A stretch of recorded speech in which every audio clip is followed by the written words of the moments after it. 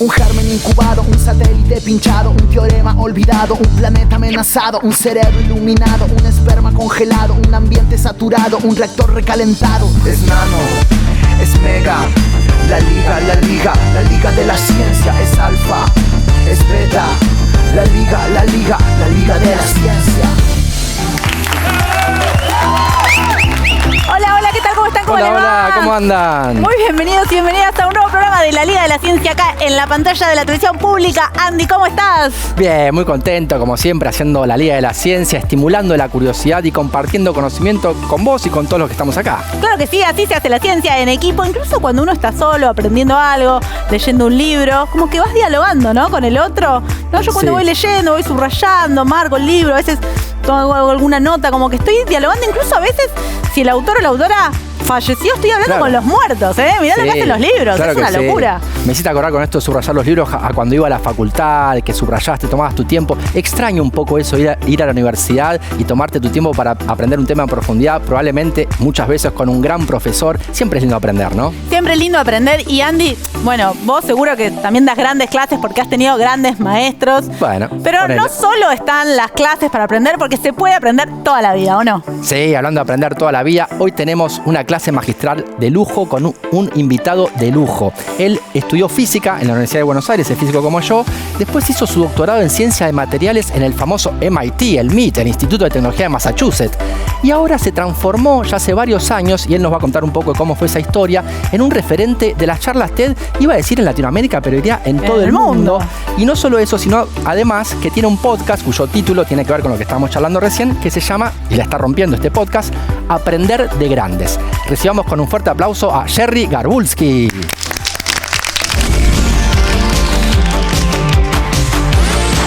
Jerry, estamos súper contentos de que finalmente estás en la Liga de la Ciencia. Yo estoy feliz. ¿Sí? Fui paciente, pero acá estoy. Ay, te queremos y queremos charlarte un montón de cosas. Dale. Que vamos a ver a dónde nos lleva la charla. Pero empecemos ¿por qué física? ¿Por qué estudiaste física y qué pasó en ese momento? Física. Bueno, eso de muy chiquito era insoportable con los porqués en casa. Y bueno, la ciencia fue la forma de canalizar esa ansiedad y curiosidad por tratar de entender, aunque sea un poquito, el mundo, ¿no? Y en la facultad ya lo tuviste de profe a nuestro querido Adrián Paenza. Por supuesto, Análisis 1. Análisis 1. Sí, en la magna del pabellón 2 de Ciudad Universitaria a las 7 de la mañana un martes, 700 personas.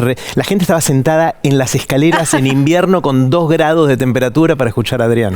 Qué espectacular. Era un maestro espectacular, ¿no? Totalmente, Mirá. totalmente. Y ahí ya hiciste algún contacto con él para después lo que fue. Nos hicimos bastante amigos desde bastante temprano. Ahí empezamos a hacer cosas juntos, nos encontrábamos a debatir temas y me acuerdo, 1980, escuchen esto, 1987, me acaban de traer una memoria. 1987, elecciones nacionales, pero en particular en la provincia de Buenos Aires. Me acuerdo que era Casella y Cafiero. Miren, me acuerdo bueno, Adrián tuvo una idea brillante. Él trabajaba en una radio y dijo, contratemos a una compañía de radio taxis. 1987, antes de que hubiera internet, ¿sí? Claro. Antes de eso, contrató a la empresa de radio taxis y Adrián me pidió a mí que hiciera un sistema en la compu. Yo estuve 2 semanas sin dormir haciendo programando. Y lo que hicimos ese día fue, le habíamos dado instrucciones a los conductores de los taxis para que fueran al final del periodo de votación, a las 6 de la tarde de ese domingo, a una serie de puntos de votación en toda la provincia de Buenos Aires. Y desde el radio taxi, con el radio, iban preguntando ¿cómo salió esa mesa? Y yo iba poniendo todos los datos en la computadora y fuimos la primera radio, lo digo en primera persona, fueron, con un poquito de mi ayuda, la primera radio que anunció que había ganado Cafiero y había perdido Casella esa elección por este sistema y todo esto que armamos juntos, ¿no? Que tenía que estar muy bien hecho porque tenía que estar representativo, o sea que vos estuviste programando para ver... Claro, me estudié el sistema DONT y todas las cosas que había que saber para poder predecir el resultado, no solo de la elección a gobernador, sino también de diputados, de senadores y todo eso. Mirá. Y me acuerdo que ese día a las 9 de la noche pudimos anunciar con alto grado de confianza quién había ganado las elecciones. Muy buena anécdota. Mirá, he escuchado muchas cosas, Jerry, en todo lo que has hecho en tu vida. Esta no la sabía. Ustedes me la acaban de recordar mencionando a Adrián. Yo tenía 21 años nada más. Para mí era una locura hacer eso. Y me acuerdo que en un momento sin aviso previo, Adrián me acerca al micrófono y me dice, Jerry, ¿cómo van las cosas? Y yo no sabía que iba a salir al aire. Y me puse re nervioso, no sé qué habré dicho en ese momento. ¿Y habrá sido tu primera, o sea, la primera vez que hablaste así? Es probable, es probable. Mirá. Qué y bueno. ahora estás ahí haciendo podcast. Ahora me divierte, me sigue agarrando bastante adrenalina. ¿eh? ¿Ah, sí? No son nervios, pero es adrenalina. Claro. No, diciendo un poco, siguiendo el recorrido. Y después te fuiste a hacer ciencia de materiales al MIT. Sí, que es como física aplicada al estudio de las cosas duras, como Claro, esto, ¿no? claro. ¿Y en qué momento vos volviste a la Argentina y cómo fue lo de las charlas TED? Porque hoy en día te conoce mucho como referente de las charlas TED, por tu podcast. Claro. ¿Cómo fue esa A transición? mí me pasó que fui dando saltos en la vida haciendo distintas cosas. Después de terminar el doctorado, durante 13 años me dediqué a algo que nada que ver, hice consultoría de negocios. Mirá. Un tema totalmente distinto y me la pasé viajando por el mundo tratando de asesorar a empresas en su toma de decisiones. Y ahí entonces, después de esos 13 años, acá, ahí vas en Argentina, ya habías vuelto a Empecé trabajando afuera, después me transferí, volví a Argentina en el 98, trabajé unos 11 años más acá y después dejé y me empecé a dedicar a varias cosas. Una de esas cosas son las charlas TED. También fundé y dirigí una revista de distribución gratuita, Oblogo. Claro. ¿Se acuerdan? ¿Se acuerdan? ¡Wow! Sí, ¡Qué grande! sí, ¡Qué grande! Sí, una Me van a hacer amiga, llorar. Adri, me las traía, las Espectacular. leíamos siempre, mandaba cuentos, todo. Sí, Totalmente. ¿Y cuándo surgen las charlas TED? Bueno, charlas TED, me llega un email en el 2007 de un amigo diciendo, Jerry, no te pierdas esta charla, link. Había un link ahí abajo, ¿vieron el email? Yo cliqué, justo era una entre nosotros, que nadie se entere. Era medio mala esa charla. Ah, ¿sí? Sí, era bastante mala. Te voy a preguntar No cuál, digamos pero de claro, quién, mejor No importa, pero después abajo te sugiere otras, ¿viste? Y ahí apareció Ken Robinson y Ben Sander y Jill Bolte Taylor, muchas de las charlas TED que después se hicieron muy conocidas, muy famosas, y yo me enamoré enseguida de esta idea de en muy poquito tiempo, bueno, poquito tiempo, en ese momento parecía poquito, entre 10 y 18 minutos, ahora parece una eternidad, ¿no? El mundo cambió en estos años, pero yo decía, en tan poquito tiempo poder comunicar una idea, un proyecto, una forma de ver el mundo distinta. Se notaba que estaban muy preparadas y yo dije, estos son como portales a distintos mundos. Entonces cada charla TED que veía me abrían cosas y me daban más ganas de seguir haciendo clic y ver más cosas. Y aprendí un montón haciendo eso y rápidamente dije, dejo el laburo que tenía antes y me mando a hacer algo que no sé muy bien qué es. Y además TED en español, ¿no? O sea, con todo lo que implica, ¿no? Claro, una cosa muy interesante en el mundo de compartir ideas a través de la palabra hablada, digamos, de TED y de otras instituciones que hacen cosas parecidas, es que si uno quiere realmente tener alcance global, no alcanza con subtitular las charlas que están dadas en inglés en otro idioma, porque el idioma de la persona que da una charla es de alguna manera una indicación de su punto de vista. Claro. Desde dónde ve si este es el problema, no es lo mismo verlos desde acá que desde acá, tiene distinta pinta y las soluciones que podemos encontrar son distintas. Claro. Entonces, yo creo profundamente que si queremos tener organizaciones globales que ayudan a difundir ideas que valen la pena, que es lo que trata de hacer TED, tenés que hacerlo en todos los idiomas posibles, por esa razón y porque escuchando en tu idioma materno no es lo mismo que escuchando en otro idioma con subtítulos. Te llega al cuore, te llega al corazón de esa manera. Y además hay mucha gente que solo puede dar la charla TED en otro idioma y te parece toda esa gente, ¿no? Ahora, con la inteligencia artificial, hay nueva tecnología que agarra una charla TED en inglés y te la dobla, no le pones subtítulos, te la dobla con la voz de la oradora o del orador. Sí. Cosas Es increíbles. el argumento de mi sobrino para pelearse con mi hermana de que no quiere seguir estudiando inglés porque dice, no va a ser necesario porque voy a tener un auricular que me lo traduzca. Claro, Tiene está un bueno. argumento, tiene un punto. Sí, hay un punto ahí. Por otro lado, bueno, y hemos discutido mucho esto con Andy y con más gente de que saber más idiomas te abre lentes para ver el mundo de otra manera, ¿no? Sí. ¿Les puedo contar otra cosa? Les quiero contar una cosa, porque esto de qué de la formación en ciencias, en física, en mi caso, me sirve para otras cosas. Dale. Les voy a contar una. Ustedes deberán saber, en matemática, cuando uno tiene un teorema, trata de probar una verdad matemática, hay unos teoremas que me gustan mucho que se llaman los teoremas de existencia y unicidad. Les digo rápidamente qué es eso. Es una prueba matemática en la cual querés probar que algo existe y que es único. Claro. ¿Sí? Que no hay otros de esos. Claro. Ese concepto a mí siempre me interesó cuando estaba estudiando con Adrián Paenza en esos años, ¿no? Y resulta que dejé la ciencia, creía que había dejado la ciencia, pero sigo viendo el mundo con esa lente. Entonces, una cosa que me llama mucho la atención es la capacidad que tenemos los seres humanos de agarrar algo que aprendimos por acá y traerlo acá y ver qué pasa. Bueno, ¿qué otros teoremas de existencia y unicidad podemos hacer? ¿Vieron esta sensación que tenemos muchos seres humanos de que nos gustaría ser únicos, reconocidos y, no sé, tener algún tipo de trascendencia y todo eso? Bueno, yo creo que no hace falta probar existencia de cada uno de nosotros porque ya sabemos que somos o creemos. Sí. ¿Sí? La pregunta es si somos únicos. Y yo voy a argumentar y les voy a probar en un teorema, entre comillas, no un teorema, acá, que cada uno de nosotros somos seres únicos. Y no somos seres únicos por un tema de genética y todo eso, aunque por eso quizás también, salvo que tengas un hermano gemelo, sino que somos únicos por otra razón. Todos o muchos creemos que la forma de destacarnos es ser el mejor o la mejor en algo, ¿no? Decir, bueno, yo voy a ser la persona que más sabe de Borges, o que más veces subió a la Concagua, o que más dígitos de memoria sabe de pi. Claro, ¿sí? Ponele. El problema con eso es que algunos lo logran, pero son muy poquititos. Uno solo es Messi, uno solo es Usain Bolt, y solo 10, por definición, están en el top 10 de algo. ¿Sí? Entonces la mayoría de nosotros no, por ahí. No. Yo creo que lo que nos hace únicos no es ser los mejores en algo, sino la combinación de cosas que hicimos a lo largo de la vida. ¿Sí? En mi caso, yo cuando era, por ejemplo, consultor de negocios no era el mejor, ni mucho menos. Era de ahí del montón, pero creo que era el único que tenía todas estas características. Había nacido en Buenos Aires, había estudiado física, había jugado al ajedrez por correspondencia, el torneo mundial de ajedrez por correspondencia, que esa es otra cosa que hice. Había programado en la Commodore 64 en BASIC y había leído con voracidad a Asimov. Claro. Les tiré algunas. Ninguna de esas son tan especiales. Mucha gente hizo eso. ¿Sí?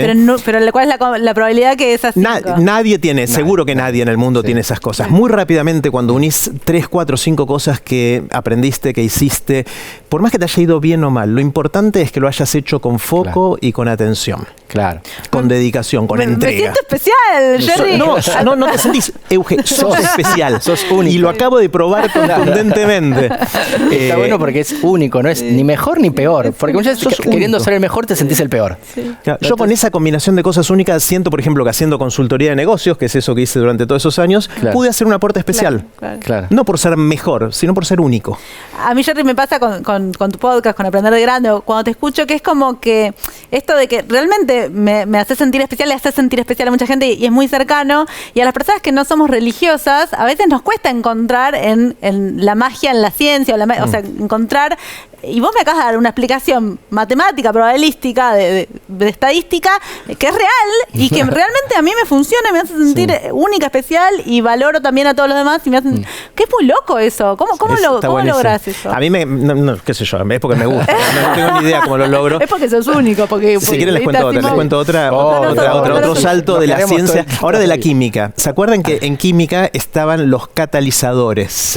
Sí. Cuando uno quería hacer una reacción química de que se mezclaran dos cosas y se combinaran químicamente formando nueva sustancia, a veces tenías que ponerle un catalizador. Un catalizador es otra sustancia que hace que esa reacción química suceda o suceda más rápido. Claro. ¿Sí? Pueden ser las dos cosas. Una reacción química que si no le pones eso no sucede, le pones eso y ¡boom! Sucede. Es como el ingrediente mágico que hace esas cosas, ¿no? Yo creo que en la vida hay catalizadores para un montón de cosas. De nuevo, un caso de agarrar un concepto de la ciencia y llevarla a cosas que nada que ver, con un poquito de liviandad, ¿no? O sea, no lo hago con rigurosidad científica, sino inspirado por la ciencia para hacer esto. Yo creo que hay cosas en la vida que si no tenemos el catalizador correcto no suceden, pero si lo encontramos pueden suceder cosas maravillosas. Por ejemplo, siento que las conversaciones que tenemos con nuestra familia, con nuestros amigos en la sobremesa, suelen caer siempre en los mismos temas. Y que dependen del grupo de mí. Vieron que con ciertos amigos hablan de unos temas, con otros de otros. Bueno, están con los amigos que hablamos de fútbol, con otros de la farándula, con otros de política, pero queda por ahí. Esos son los temas que hablamos. La pregunta es cómo hacer para poner un catalizador, para poner una sustancia mágica que genere otras conversaciones. A mí me encanta esta conversación que estamos teniendo y muchas otras, pero es raro que hablemos así en una sobremesa porque otros temas van a primar. Entonces ahí el catalizador, inventamos con algunos amigos y parte de la comunidad de Aprender de Grandes el juego Aprender de Grandes, que es una serie de preguntas que son muchas de las que hago en el podcast. Lo iba a traer y me lo olvidé. Yo lo traje. Yo no salgo de casa sin el juego. Yo lo recomiendo mucho, mostrarlo. Lo muestro a cámara ahí, mira. Lo recomiendo mucho, es un catalizador de buenas conversaciones y yo debo decir, ya le conté ayer, así que no se lo robé, que ya lo usé para algunas entrevistas. ¿En serio? Mirá, espectacular. Muy interesantes. Bueno, parece como que estoy haciendo una broma, pero no, les quiero contar de qué se trata porque me parece que es un catalizador espectacular, por lo menos es lo que me dice la gente. Eso es un mazo de cartas normal, ¿no? Con cartas como cualquier son cartas españolas. Y de hecho en las instrucciones hay distintas formas de jugar y cada carta tiene una pregunta. Sí. Una pregunta, por ejemplo, ¿cómo nacieron tus pasiones? O, agarro una cualquiera, ¿cuál es tu hábito actual favorito? Claro. ¿Tenés alguna habilidad inútil? ¿Cuál es? Claro, Estoy abriendo cualquiera. Tenemos un montón acá. Esta me encanta. Si pudieras hacer un viaje en el tiempo y después volver, ¿a dónde y a cuándo irías? Excelente. Bueno, entonces lo que pasa con esto es que hay distintas modalidades de juego, repartís una cantidad de cartas, la gente va y va contestando. Primero, la sobremesa se alarga mucho. Sí, pero con cuidado, porque a veces son las 3:30 de la mañana y seguís jugando esto. Y lo otro que pasa es que terminás conversando de cosas distintas. Claro. Que es raro. Ninguna de estas preguntas tiene ninguna magia especial. Son preguntas razonables y normales, pero las hicieron las cartas. Me hiciste acordar que aprendí algo en un podcast tuyo, que es que más allá que uno sea muy escéptico en general con las cosas, y yo en particular con el tarot también en alguna forma es un dispositivo milenario que más allá de todo habilita a charlar de ciertos temas, a ciertas reflexiones que sin eso no lográs. Claro, de hecho una inspiración de esto es un episodio de Aprender de Grandes donde un invitado, que era Juan Sclar en ese caso, en un momento me dice, Jerry, ¿querés que te tire las cartas del tarot? Claro. Estábamos grabando. Imagínense yo físico, racional. Entonces, yo tragué saliva y digo, ¿cómo respondo a esto sin generar algo incómodo? Le dije, dale. Tuve como un rapto de iluminación y le dije, voy a suspender la incredulidad y ver qué pasa. Y me tiró las cartas y pasó algo increíble. Juan me empezó a decir cosas en esa conversación sobre mí, que él opinaba, pero inspirado por las cartas. La carta era la excusa, mira, te salió esto y yo lo interpreto como tal cosa. Si él me decía eso directamente, yo iba a decir, ¿qué te pasa, Juan? O sea, ¿qué onda, no?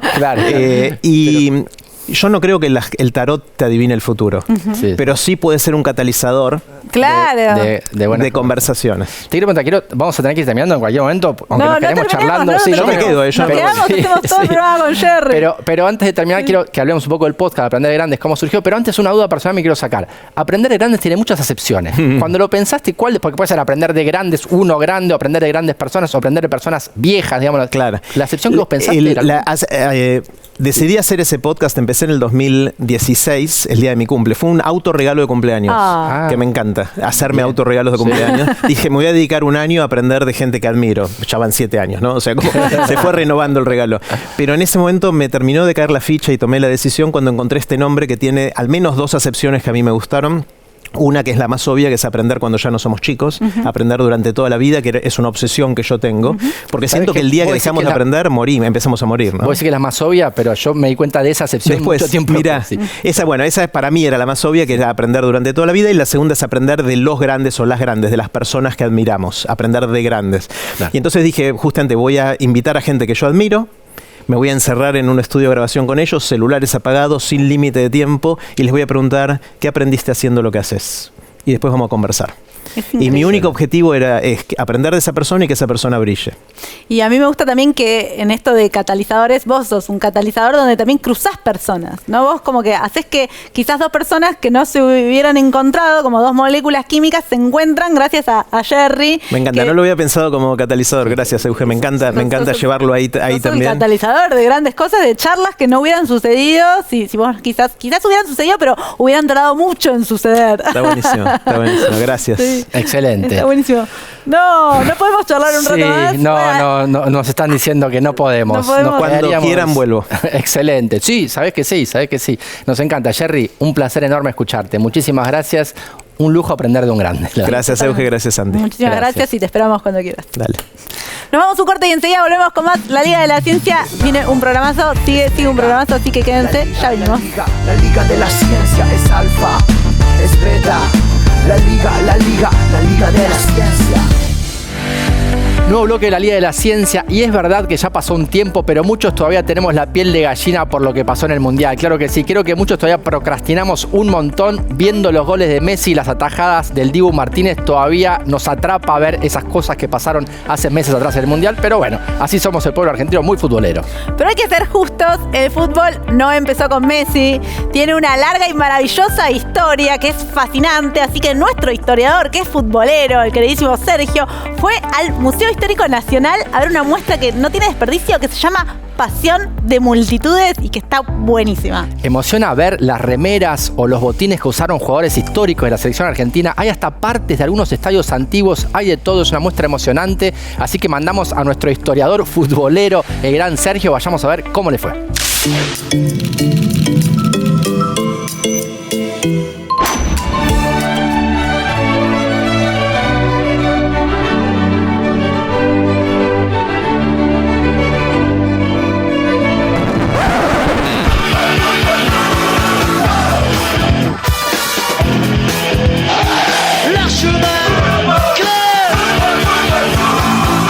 Hace más de un siglo y medio que se juega el fútbol en la Argentina. Empezó siendo un fenómeno de élite, se convirtió en el mayor fenómeno popular de la Argentina y hoy en día es objeto de estudio de historiadoras e historiadores. De eso nos vamos a ocupar hoy.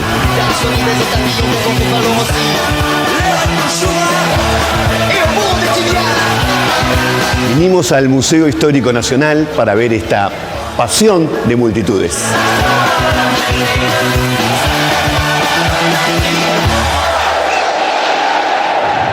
Juan, cada vez más historiadoras, historiadores le están prestando atención al fenómeno cultural del fútbol.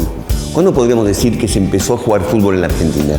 Bueno, el primer partido data de 1867, pero bueno, ahí se fue desarrollando procesualmente y ya la masificación del fútbol a nivel popular que lo conocemos ahora, más década de 1920 se podría decir. ¿Cuáles fueron los primeros equipos que se destacaron?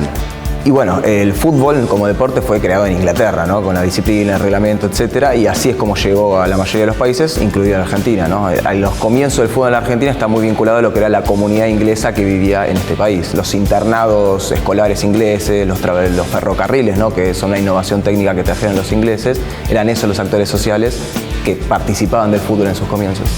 Es decir, eran sectores más ligados a la élite que a los sectores populares. Se podría decir que eran más esos sectores. Bueno.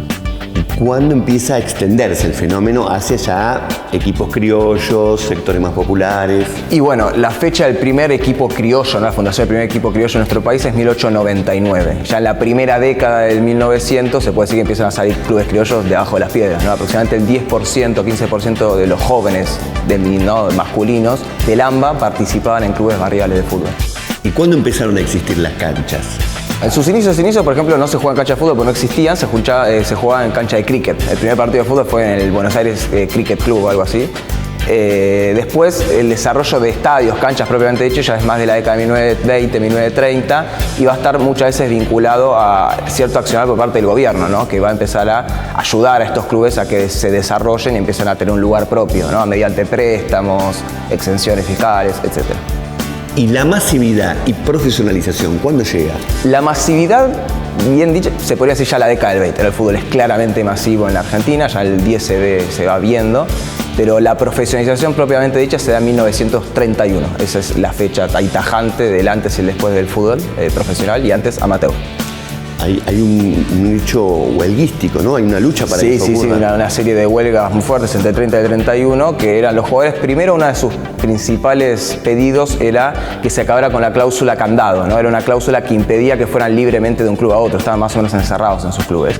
Y por otro lado, que se los reconociera como profesionales. Hay que tener en cuenta además que en 1931, contexto económico muy particular, ¿no? La crisis del 30, etcétera, un momento muy complicado para lo que eran las condiciones de vida del laburante. Y los jugadores de fútbol, en gran parte, eran trabajadores.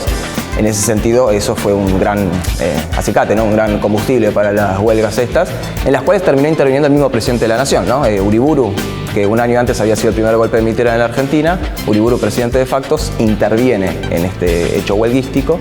Bueno, tal cual, en 1931 se llega a la profesionalización. Es decir, se empieza a notar desde la política la importancia del fenómeno del fútbol para hacer política, justamente. Exactamente. La ligación entre fútbol y política va a estar clarísima ya a partir de la década del 30 y en adelante todo el tiempo. ¿Y las reglas que se juegan ahora son las mismas que estaban al principio? No, bueno, el fútbol fue cambiando claramente década a década casi. Por ejemplo, el primer partido de fútbol que tenemos, sabemos o creemos que no solo jugaron con las piernas, sino que también utilizaban las manos. ¿Por qué? Porque todavía no estaba tan reglamentado y no estaba tan tajante esa división entre lo que era fútbol rugby el rugby de hoy en día, del Football Association, del fútbol hoy en día, ¿no? Justamente esa palabra Football Association viene de soccer. ¿Vieron que los estadounidenses le dicen soccer al fútbol? Viene de ahí.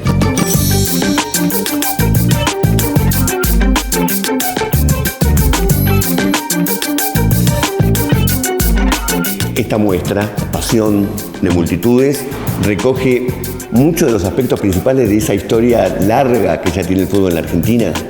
Sí, sin duda. La idea es rastrear desde los orígenes, ¿no? Ratificando lo que es esta cuestión inglesa de los orígenes del fútbol en nuestro país, el fenómeno de popularización, masificación y después ya década por década ver lo que es el fútbol profesional en la Argentina, viendo hitos, tanto sean futbolistas como grandes equipos de la época, grandes partidos de cada década, y la idea es como cubrir lo más que pudimos.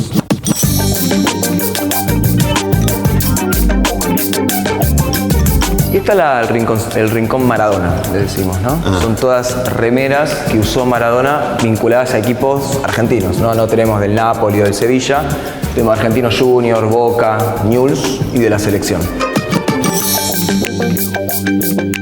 Coleccionistas, ¿no? Sí, hay alguna que es de algún club, por ejemplo esta de Newell's, pero en su mayoría son de coleccionistas, sí. Y de la selección, esta del Mundial de Sub-20 de 1979, que salimos campeón del mundo. Y esa de ahí es quizás la más potente, que es la que usa Maradona en el partido contra Grecia, Mundial de 1994, que es con la que mete su último gol en la selección argentina. Que le grita a la cámara. Exactamente, que está esa foto tan famosa. Luego de eso, bueno, el tema de me cortaban las piernas.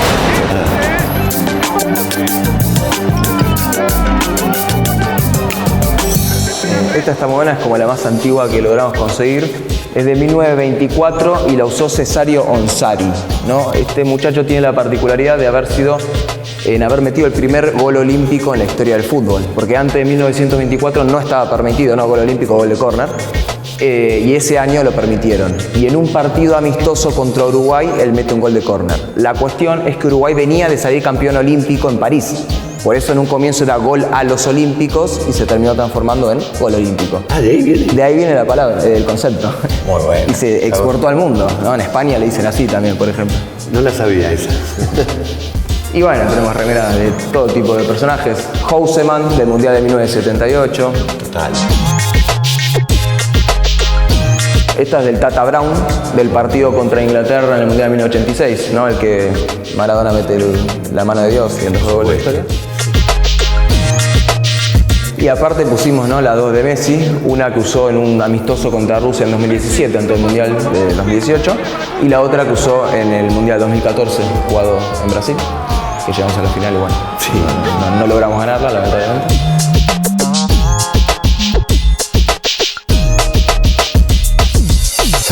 La copa que tenía Messi en manos cuando sale campeón en 2022. Vieron que no tenía ni la réplica oficial ni la original, sino que tenía esta réplica hecha en Argentina. Ah, o sea que está la copa verdadera, la réplica oficial y esta réplica hecha en la Argentina. Exactamente, que se la llevaron un par de hinchas argentinos a Qatar y se la dieron a familiares de Leandro Paredes para que la bajaran al campo de juego y para que fuera firmada por los jugadores. Tema que le llegó a Messi. Y Messi no se dio cuenta, no se enteró que era la réplica esta y la levantó como si fuera la verdad. Y la foto con más likes de la historia de Instagram, que es la de Messi con la copa, es con esta de aquí. Que tiene, si ven, algunas firmas de jugadores. Estamos en medio de una especie de eclosión del fútbol femenino y para muchos empezó ahora el fútbol femenino, pero ¿cuándo empezó en la Argentina? Claro, la idea justamente de la muestra es mostrar cómo el fútbol femenino en realidad es muy antiguo, no tanto como el masculino quizás, pero mucho más de lo que uno pensaría. Siempre que pregunto en las visitas me dicen, cuando les pregunto cuándo arrancó el fútbol femenino o cuándo fue el primer partido, me dicen siempre 1950 en adelante, como máximo. En realidad ya tenemos noticias de un partido jugado en Rosario en 1913, del cual tenemos unas noticias ahí en el pasillito de fútbol femenino, que justamente los medios de Rosario tomaron este evento como algo wow. ¿Cómo podrías evaluar la importancia de que el Museo Histórico Nacional tenga una muestra sobre historia del fútbol, cosa que antes parecía que eran dos cosas que no se podían mezclar? A mí me parece bastante clave. O sea, el Museo Histórico Nacional siempre fue reconocido por tomar mucho lo que es la historia tradicional de nuestro país, ¿no? Muy siglo XIX, Revolución de Mayo, Independencia, San Martín, etc. Y lo que intentamos justamente es complementar esta mirada, que obviamente está perfecta, con muestras más del siglo XX, más cercanas en el tiempo quizás y de temáticas más de índole social, cultural, que también son parte de nuestra historia, y no tan político, por así decirlo. En ese sentido, el fútbol, nadie duda lo que significa, sobre todo para nuestro país, y plasmarlo en una muestra era muy importante, en un aspecto puramente histórico, no una cuestión de hincha, nada más. ¿Y han venido así protagonistas destacados de la historia del fútbol? ¿Algún jugador famoso, algo por el estilo? Y el más potente que se me ocurre en este momento es Bianchi. Vino el mismísimo Bianchi a dar una visita y le encantó. Él es muy... le gusta mucho este museo ya por la parte más tradicional y bueno, cuando conoció esta muestra vino y la verdad increíble. ¿Hay un momento que uno pueda distinguir claramente en el que el fútbol pasa de ser masivo, pasión de multitudes, a estar demasiado influido por lo que es el negocio? No sé si se puede rastrear un momento ahí, parteaguas, van muy de la mano. En el momento en que el fútbol empieza a ser masivo, ya se nota en términos monetarios, es algo que vende. O sea, al principio cuando vemos los comienzos del fútbol en nuestro país, vemos por ejemplo las primeras figuritas. Ya en la década del 20, el fútbol como algo visto masivo, ya las marcas intentan sacar dinero con esos jugadores de fútbol y los usan para publicitar sus productos. O sea, es algo que va de la mano desde el comienzo. Quizás se notó más patente a la hora de hablar de marcas internacionales y en lo que serían las últimas décadas, pero nunca estuvieron separados, por así decirlo, sobre todo luego de que el fútbol se hiciera profesional. Muchísimas gracias, Juan. No, por favor, a vos.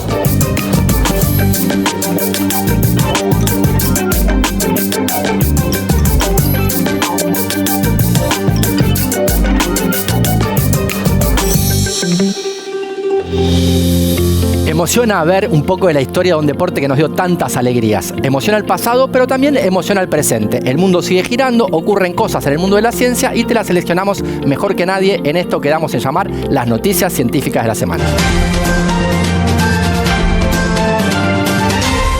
Galtec, del Laboratorio Los Pacientes. Inauguran una empresa que desarrollará tratamientos para combatir el cáncer y enfermedades autoinmunes. Desde el Instituto de Biología y Medicina Experimental del CONICET y con apoyo estatal, se inauguró Galtec, una compañía conformada por científicas y científicos argentinos que desarrollarán soluciones para el tratamiento de enfermedades inflamatorias, autoinmunes y cáncer. Galtec será liderada por el prestigioso científico del CONICET, Gabriel Rabinovich, quien expresó: el hecho de que nuestra ciencia se haya creado en el país y que sus beneficios puedan quedar aquí implica algo muy importante. Queremos que todos los pacientes tengan la misma posibilidad de acceso a las terapias. ¿Cómo eran los ancestros de los reptiles voladores? El hallazgo del que participaron investigadores del CONICET fue publicado en la tapa de la revista Nature. Investigadores del CONICET participaron de un estudio internacional en Brasil que logró encontrar restos fósiles de un Venetoraptor, un ancestro de los reptiles voladores, que permitirá conocer más sobre los ecosistemas terrestres de hace 230 millones de años, cuando comenzó la historia de los dinosaurios. El hallazgo se presentó en el Museo de Ciencias Naturales Bernardino Rivadavia y allí los paleontólogos Federico Agnolin y Martín Escurra explicaron los alcances del descubrimiento y presentaron una reconstrucción del esqueleto del ejemplar. Polo Tecnológico Conurbano. En el marco del programa federal Construir Ciencia, el Ministerio de Ciencia, Tecnología e Innovación anunció el financiamiento del Polo Tecnológico Berazategui por 1.700 millones de pesos para su realización.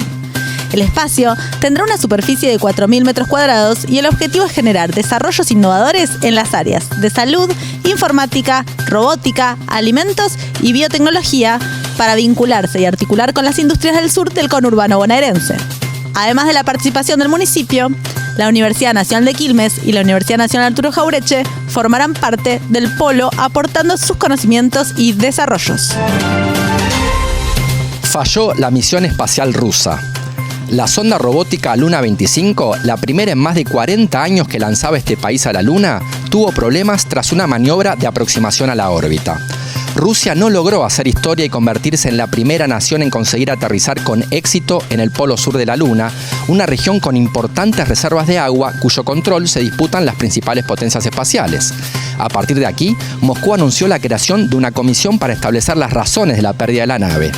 Una mala noticia en su competencia con Estados Unidos, China e India, que calientan motores y se lanzan a la conquista del satélite natural.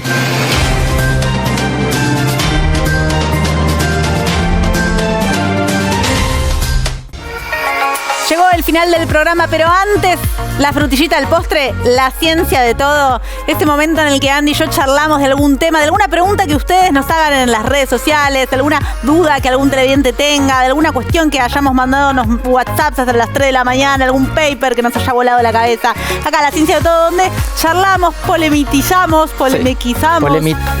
Polemizamos, eso es lo que hacemos nosotros acá en la ciencia de todo. Y ahora le toca a Andy. ¿De qué nos vas a hablar? Sí, mostramos un poco lo que hacemos nosotros el día a día, vos y yo, cuando nerdeamos y charlamos fuera de cámara, ¿no? Hoy llegó una pregunta de un televidente que vio a una persona que hizo una demostración de memoria, que parece una memoria de elefante, como se dice, prodigiosa, y quería saber cómo se puede hacer esto y cómo podemos mejorar la memoria. ¿Cómo se puede mejorar la memoria? Bien. ¿Se puede mejorar la memoria? Sí, yo creo que sí. Para charlar sobre esto, voy a hacer una demostración que, creo que ya hace como 15 años que nos conocemos y charlamos un montón, y creo que esta demostración nunca me viste hacerla. No, creo que lo que va a pasar ahora todavía nunca lo vi. He visto cosas, pero esto todavía Bien. no. Perfecto. Mira, lo que voy a hacer es pedirte que digas 15 objetos en orden. 1 tanto, 2 tanto, 3 tanto, y yo los voy a tener que memorizar. Ok. Pero para que quede claro que no estoy mirando, porque los van a aparecer en pantalla ahí atrás, me voy a vendar los ojos. Pero no te la sabés desde antes. No, que quede claro que no está arreglado, realmente crean en nosotros. No sé cuáles son los objetos, me lo vas a decir vos por primera vez y voy a ver si me los logro acordar todos. Dale. Bien.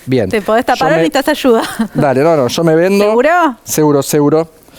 Mirá, otra cosa que no sabía. Mirá qué bien. Bien, perfecto. Bueno, van a aparecer 15 objetos en la pantalla. Sí. Yo se los voy a leer a Andy. Decime 1 tanto, 2 tanto. Ok, bueno. Dame un tiempito entre objeto y objeto. Sí, 1. ¿Estás listo? Estoy listo. 1. Sí. Teléfono. 1, teléfono. Perfecto. 2. 2. Sí. Botella. 2, botella. Perfecto. Bien. Ustedes en sus casas también pueden ir jugando a ver si se los acuerdan. A ver si los acuerdan, claro. 1, teléfono, 2, botella. 3. 3, árbol. Bien. 3, árbol. Bien. 4. 4, camión. 4, camión. 4, camión. Perfecto. Yo ya me olvidé. Bien. 5. 5, oso. Bien, perfecto. 5, oso. Bien. 6. 6, silla. 6, silla. Bien, perfecto. 6 sillas. 7. 7, peluca. Bien. 7, peluca. Perfecto. Bien. 8, Sí. Viene el 8. 8, vestido. Perfecto. 9. 9, reloj. Bien, perfecto. 10. 10, pañuelo. 10, pañuelo.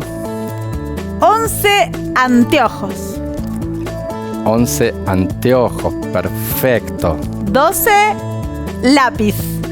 Bien, 13. Quedan 3 nada más, vamos. 13, llave. 13, llave. Perfecto. 14, pantalón. 14, pantalón. Y 15, mochila. Y 15, mochila. Muy bien. Bueno. Perfecto. Bueno, si todo salió bien, Euge, ahora yo tengo que haberme acordado cuáles son esos 15 objetos. Para lo cual te voy a pedir que me digas un número, del 1 al 15, y yo te voy a decir cuál es el objeto, ¿sí? Vamos a ir viendo si me acuerdo de todos los objetos. Dale, arranquemos. Bueno, a ver, te voy a decir... ¿El 4? El 4 era camión. Sí, muy Perfecto. bien. ¿El 9? El 9 era reloj. Sí, muy Perfecto. bien, Andy. Vamos. ¿El 1? ¿Cuál era el 1? El 1 era celular. Era teléfono. Teléfono. Bueno. No, pará, si lo digo mal, decime que lo dije mal, lo digo de nuevo. Bueno, pero teléfono, dijiste sí. bien. Lo dije bien. ¿El 8? Dale. El 8 es vestido. Increíble. ¿Ustedes Bien. en sus casas se acuerdan de esto? Yo no puedo creer. Es súper dotado. ¿El 6? El 6 era silla. Sí, ya sé. Una cosa. ¿Los podés decir todos en orden? No, sí, pará, pero primero te voy a pedir una cosa. Ahora decime un objeto y yo te digo el número que corresponde a ese objeto. Uno que no haya dicho todavía. ¿Anteojos? Anteojos era el 11. ¿Otro objeto? La peluca. La peluca era el 7. No lo puedo creer, Andy. Bien, pará. Ahora voy a hacer una cosa. Voy a decir todos de atrás para adelante y voy a decir inclusive los que dije y los que no dije, ¿sí? Vamos a ver si me sale. El 15 todavía no lo dije y era mochila. El 14 no lo dije y era pantalón. El 13 no lo dije y era llave. El 12 no lo dije y era lápiz. El 11, ya lo dije, era anteojos. El 10 no lo dije, era pañuelo. El 9, ya lo dije, era reloj. El 8, ya lo dije, era vestido. El 7, ya lo dije, era peluca. El 6, ya lo dije, era silla. El 5, no lo dije y era oso. Sí. El 4... no me digan, el 4 ya lo dije y era camión. Sí. El 3 no lo dije y era árbol. El 2 no lo dije y era botella. Y el 1 ya lo dije y era teléfono. Vamos, correcto.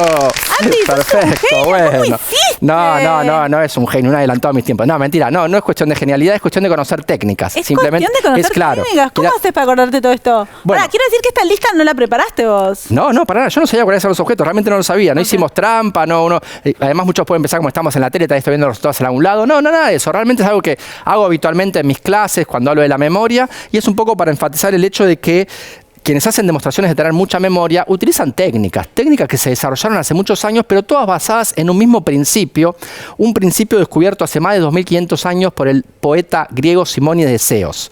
Se cuenta que estaba el poeta en un banquete con otras personas cuando le llegó correspondencia. Y él salió a recibir esa correspondencia. Mientras estaba con los mensajeros afuera, las columnas del salón donde estaban el resto de los comensales se rompieron y el techo, que era de piedra y mármol, cayó sobre ellos matándolos a todos. Cuenta la historia que los cuerpos estaban tan desfigurados que los familiares no podían reconocerlos y darle sepultura digna.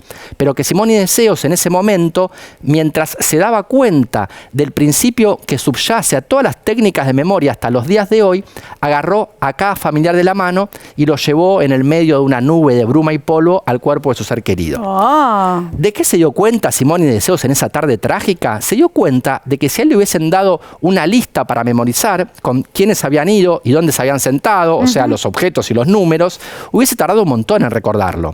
Pero que al haber estado ahí durante unos segundos y al haberlos visto a todos ellos, esa memoria visual pudo evocarla mucho más fácilmente y pudo entonces recordar no solamente quiénes habían ido, sino además dónde se habían sentado. Y se dio cuenta de este principio entonces de que para recordar cosas lo mejor es transformarlo a algo visual, algo que puedas ver con los ojos de tu imaginación. Y algo visual y espacial, ¿no es cierto? Algo espacial, sí. Eso al principio Simónides de Ceos, cuando escribió y relató su técnica, lo asoció mucho a recorrer un espacio. Hoy en día sabemos que es más que nada la cuestión visual. Yo no recorro un espacio cuando esta técnica, pero hago asociaciones visuales de objetos con imágenes o lugares, sí, pero es algo que yo puedo imaginar con los ojos de mi imaginación. Claro, porque la técnica se llama el Palacio de la Memoria, Se llama el Palacio de la Memoria, la inventó Simónides de Ceos, y consiste en que yo tengo, para recordar estos 15 objetos, lo que hice yo fue que yo ya tengo prememorizado 15 objetos que yo ya me los sé.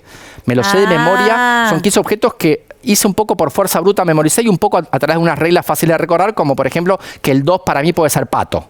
Entonces para vos el 2 es pato, claro, y lo fusionás con lo que te toca. Entonces si yo me toca hablar de botella, lo que hago es decir, ¿cuál es mi número 2? Pato. Y me están diciendo botella. Creo una imagen visual lo más bizarra posible, lo más rara posible, lo más diferente a todo lo que vi en mi vida posible, para que esa imagen, por su naturaleza única, se haga memorable. Claro. Pero yo, por ejemplo, cuando hago una imagen entre una botella y un pato, puedo imaginarme, por ejemplo, un pato que se tragó una botella y tiene forma de botella. Y ya está, y te queda grabado. Sí, pero no es que me lo digo, porque esto cuando ahora no hay tiempo de hacerlo, pero yo en mis clases hago que la gente lo haga, esta técnica, la aplique. Y al principio me daba cuenta que no funcionaba del todo bien.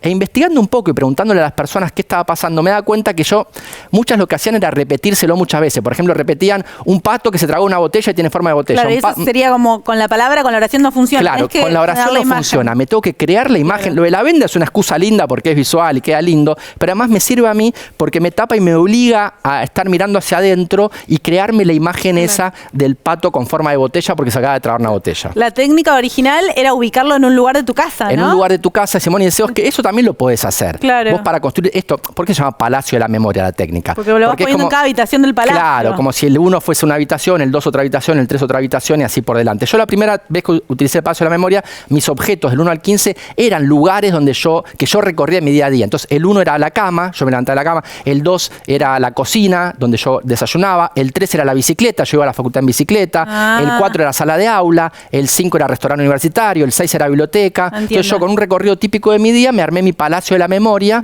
y entonces después cuando quería hacer estas demostraciones, porque les doy como consejo, esto es ideal para hacer una fiesta nerd, o no tan nerd, también hasta en una cita. Sí, sí. Está buenísimo, porque Sí. mira, me pasó que en la universidad yo lo hacía así en las reuniones, en los eventos a los que iba, y una vez me pasó, yo siempre iba, como te conté, iba en bicicleta a la universidad, y cuando tuve mi primer auto, ya en la maestría, y como yo siempre hacía dedo también, a partir de bicicleta, siempre la gente que hacía dedo para ir a la universidad yo la llevaba, ¿viste? Era un campus universitario. Y una vez se subió una chica, me dije, yo te conozco, vos. Le digo, ¿de dónde? No, porque vos, y mirá qué interesante esto, ella no solo se acordó de la demostración que yo había hecho en esa reunión, pero se acordó sobre todo de la explicación que di sobre cómo lo hacía. Bien. Porque es re interesante. ¿Ves? Sí. Yo explico cómo lo hago y la gente dice, ah, mirá qué loco, cómo funciona, y se acordaba de todo. Decime Entonces, que terminó una cita eso. no terminó en una No. cita, no. Claro. Bueno, también puede pasar, puede pasar. A veces funciona, a veces no pero, funciona. Sí, pero bueno, está buenísimo que vos, por ejemplo, decime una de estas palabras y yo te digo qué asociación hice, qué imagen me La creé. 13, llave. La 13, llave. Mi llave es un tablero de ajedrez que yo tenía en mi infancia. ¿No? Porque cuanto más concreta sea la imagen, no es un tablero de ajedrez genérico. Claro, es si es un ese. tablero que vos te acordás cómo era, la forma, el olor, todo mejor, porque la imagen que creás te va a quedar más fácilmente. Entonces 13 es tablero de ajedrez. ¿Y con llave qué te imaginaste? Me imaginé que yo estaba jugando al ajedrez y que sacaba una llave y abría el tablero de ajedrez con una llave y sacaba de adentro algo. Pero me imaginé, yo al crearme esa imagen tan diferente a todo lo que hice, yo nunca estuve jugando al ajedrez, saqué una llave y abrí el tablero de ajedrez y lo abrí con la llave. Entonces, como esa imagen bizarra y rara, al creármela, al verla con los ojos de imaginación, me permitió verla fácilmente. Y lo interesante es que esta persona que nos escribió diciendo que había visto una persona que hizo una demostración de memoria, es bueno que ella sepa que todas las personas que hacen este tipo de demostraciones y que ganan los campeonatos mundiales de memoria, porque sí, hay campeonatos mundiales patológicamente aburridos, donde la gente va a memorizar cosas en silencio. Para, Andy, ¿vos nunca competiste en uno de estos? No, lo que yo acabo de hacer es juegos niños. Hay gente que hay gente que se puede memorizar 1000 palabras. ¿1000? Es impresionante. Mira, ¿cuál es el récord mundial para memorizar el orden de 52 cartas recién mezcladas? Yo agarro 52 cartas, las mezclo, te la doy, vos tenés un tiempo para mirarlas y después tenés que anotar el orden de la baraja. Ay, ¿Cuánto no es el sé. récord mundial? Pensá, con este tipo de técnicas. sé. Bueno, 27 segundos. No puede ser. Sí, 27 segundos. Por eso parece prodigioso, parece magia, parece tener un cerebro especial. A mí me gusta desmistificar mucho lo del cerebro especial. Claro, pero la verdad es que si te pasás practicando eso, te volvés Claro, bueno. te volvés muy bueno en eso, exacto. Y igual esta técnica es la más rudimentaria. Hay otras bastante más elaboradas que requieren más preparación, pero que te permiten también a través de la evocación de imágenes visuales recordar un montón de cosas. Lo que pasa es que esas técnicas más elaboradas son tales que cada imagen que podés evocar codifican un montón de información. Ok, ¿cómo Entonces, sería? de repente, por ejemplo, una imagen hay una que yo me hacía que era Maradona bailando en minifalda en la luna. Maradona bailando en minifalda en la luna. Sí. Esa imagen te la creás y ya está, no te la olvidás nunca más. ¿Y qué y eso codificaba... para algunas personas puede llegar a codificar 9 cartas de la baraja consecutivas. Ah. Una sola imagen, 9 cartas. ¡Wow! Entonces, por cada 9 cartas que tienen que memorizar, tienen una imagen que crear y recordar. Claro, es como que condensás. Sí, como... sí, pero requiere mucha más preparación. Entiendo. Por ejemplo, esa técnica se llama persona, acción, objeto. Vos tenés que, para cada carta tenés una persona que hace algo con un objeto y vas mezclando los objetos, las personas y las acciones. Y bueno, es un poco más complejo, pero lo importante es que el principio subyacente es el mismo descubierto por Simónides de Zeus hace más de 2500 años. Que tiene que ver con esto del el poder de las imágenes visuales, mucho más que palabras sueltas. Claro, porque viste, bueno, vos la que sos... asociación. Claro, vos que sos bióloga sabés que nuestro cerebro está muy bien preparado para procesar y recordar imágenes visuales porque hubo una presión evolutiva muy grande para eso, ¿no? Evolucionamos en praderas africanas bañadas de sol, donde quien podía ver bien desde lejos, somos animales que vemos muy bien, tenía una enorme ventaja de sobrevivencia y reproducción. Entonces nuestro cerebro utiliza casi un tercio de su corteza para procesar toda la información que llega a través de los ojos. Claro.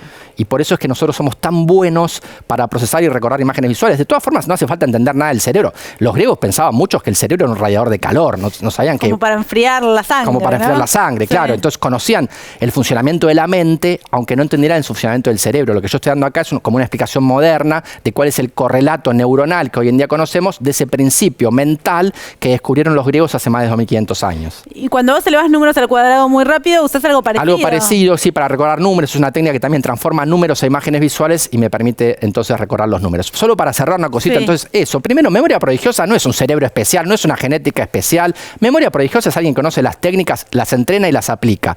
Y en segundo lugar, para ir cerrando, porque todo el mundo se hace esta pregunta, es ¿cómo mejoro mi memoria? La verdad sea dicha, es que no hay una sola cosa. Cualquier cosa que uno haga, y hay un montón de evidencia al respecto, que le implique esfuerzo, le implique un aprendizaje permanente, le implique una curiosidad permanente por saber más, cualquier cosa que implique un poco de esfuerzo para entender mejor, eso te va a servir para construir lo que se llama reserva cognitiva y por lo tanto mejor memoria. Así que si ustedes son curiosos, si están viendo este programa, probablemente lo son. Sí, y si están aprendiendo cosas nuevas todo el tiempo, probablemente lo están. Si ven este programa, ya está. No se preocupen, que están haciendo todo lo necesario para mantener su memoria. Espectacular, Andy. La verdad que, mirá que te he escuchado elevar números al cuadro un montón, pero el Palacio de la Memoria todavía nunca había visto este don.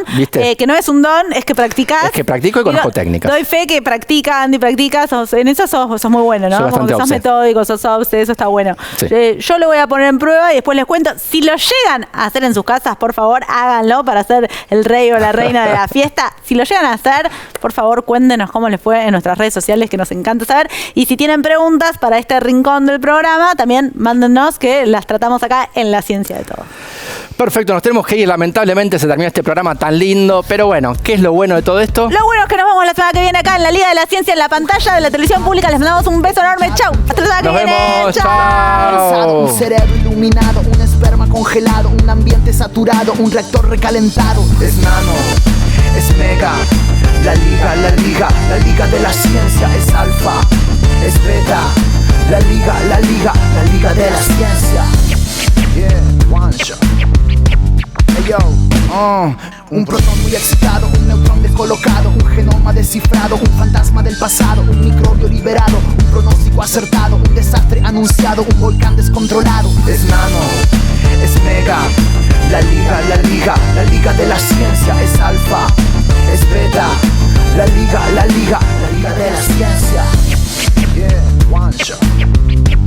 Hey yo, un protón muy excitado, un neutrón descolocado, un genoma descifrado, un fantasma del pasado, un microbio liberado, un pronóstico acertado, un desastre anunciado, un volcán descontrolado. Es nano,